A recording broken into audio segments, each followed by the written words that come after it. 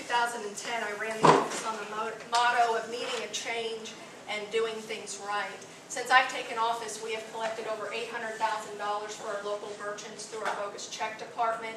I have set up a case management system where one prosecutor handles a case from beginning to end. That allows witnesses, victims, and law enforcement to deal with one particular prosecutor.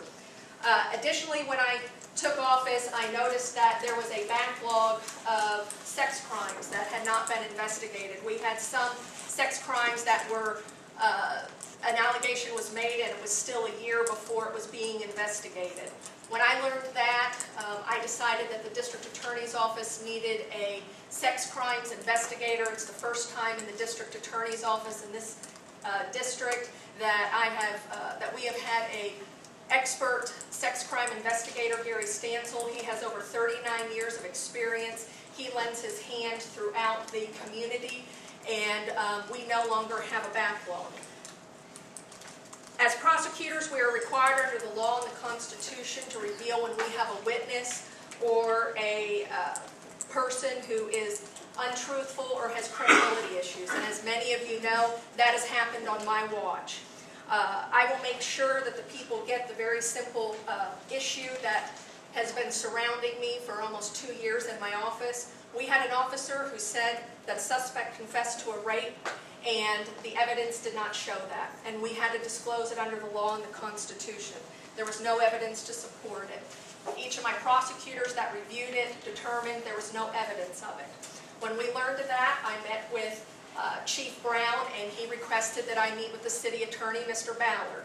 Mr. Ballard and I met, and Mr. Ballard stated, and he did so in court documents, that this officer did nothing wrong. A federal judge has came back and said there was no confession. My office did the right thing, and we protect the people. When we made this disclosure, there was a lot of a smear campaign by a small group of male law enforcement who accused us of violating our bar ethics and stating that we committed a lot of crimes. We have been cleared by the Bar Association. A federal judge has found that the statements were inaccurate, and additionally, the multi-county grand jury has come back and stated myself and my office has committed no criminal wrongdoing. We represent the people. That is our job. We are a check and balance to law enforcement. I greatly respect law enforcement, and we have worked with them continually from the day I took office to today. They are in and out of our office, but we do have different jobs to do, and I cannot help that sometimes I've got to do things that may be unpopular, but that is my job, and that is what I'm going to do for the people.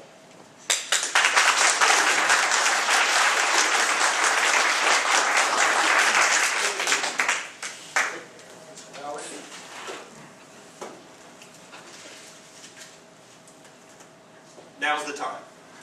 Now's the time for District 12 to get a district attorney that acts with professionalism at all times. Now's the time for a district attorney that's going to stand up and stand by victims of crime. Now's the time for a district attorney that will work legitimately and collaboratively with law enforcement. Now is the time to assume the mantle of leadership in District 12. Ladies and gentlemen, I'm running for district attorney to provide steady leadership to the people of this district. You know, I grew up just down the road from here. Grew up in rural Rogers County, lived there for 15 years before graduating from Claremore High School. I have deep ties to this community. You know, it wasn't summer until you visited the Blue Whale here in Catoosa. And it wasn't Christmas until you'd taken that drive around Spunky Creek. But growing up in this area isn't just about the past. We also can talk about the future. I'm proud to say that when my wife and I made a decision about where we were going to start our family, we chose Northeast Oklahoma. We chose Rogers County to bring up our kids and our family, and it's where we decided to make our home. I have 3 children, and they're the ones that have inspired me to step out and leave a comfortable position and do something to make our community better. I'm inspired by those 3 kids.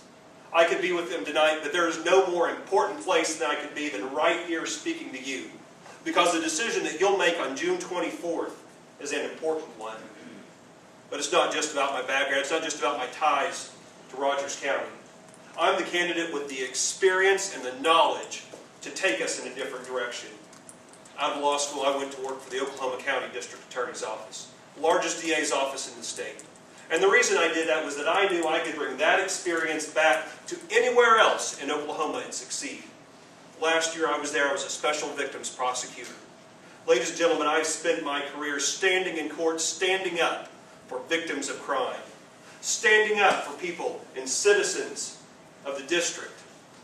That's my background and that's my vision for where we're going to take the District Attorney's Office in District 12. I'd like to leave you tonight with some positive words, because we are going to move in a positive direction. We have great law enforcement here. I was pleased to see Chief McKim here. Pleased to see Chief Stan Brown here.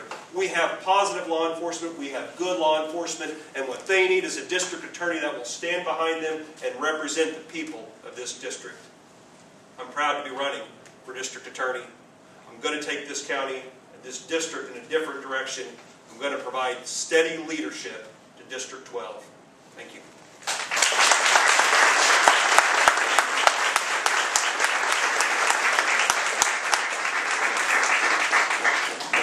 Mr. Quinn? Good evening. My name is Erin O'Quinn. I would first like to thank the Chamber of Commerce, Catoosa, for hosting this forum and for the invitation to be here. I'd like to give you a little bit of background on myself. I grew up down the road in Inola. I'm a graduate of Inola, went on to OU, got my bachelor's degree, and then went to TU, got my law degree. After graduating from, while in law school, I interned for the Rogers County District Attorney's Office, primarily in the civil division. After graduating, I hung up my own shingle and primarily focused on the representation of deprived children that were abused or neglected. And after doing that for a while, I was asked to serve on several contracts for the Public Defender's Office, which is, we call it OIDS, which is the Oklahoma Indigent Defense System. And I did that in several counties. In 2003, I was asked to serve as Special District Judge, and I did that for 10 years. While serving as Special District Judge, I did a variety of dockets, including criminal dockets, misdemeanor trials, misdemeanors, traffic, felonies, drug court, community sentencing, mental health court, protective orders, and I did those in all 3 counties. We had a very high caseload in Rogers County. It is the most populous county of all 3, and I started going to Bonita, to Craig County, and to Pryor, Mays County.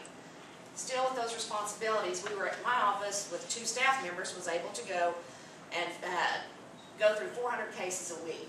So I'm used to hard work. I'm used to being organized. I'm used to being a leader. I'm used to running an office. And as far as the prosecution of cases, I've observed problems with those cases. That's why I'm running. There's obviously a breakdown in communication between law enforcement and the District Attorney's Office. There's a breakdown between the District Attorney's Office and the public. There's a breakdown between the District Attorney's Office and the victims. These are all important jobs of a district attorney. Plea deals should be negotiated based upon the strength or weakness of a case, not whether or not we like an officer, not whether or not we like a defense attorney. They should all be measured by their merits. That's not happening right now. They're very inconsistent in their plea deals. Witness preparation could be better. You know, government is a force that's very strong and powerful, and it shouldn't be twisted to benefit a few. It should be applied across the board in a straightforward, independent manner, so that people understand that when they come into your office, they're going to be treated just the same, no matter what part of the county they're from, no matter their race, religion, or political beliefs. I feel that I'm the one that is most experienced for this job, with my reputation, getting along with law enforcement, business owners, and the public. And I ask for your vote on June 24th. Thank you.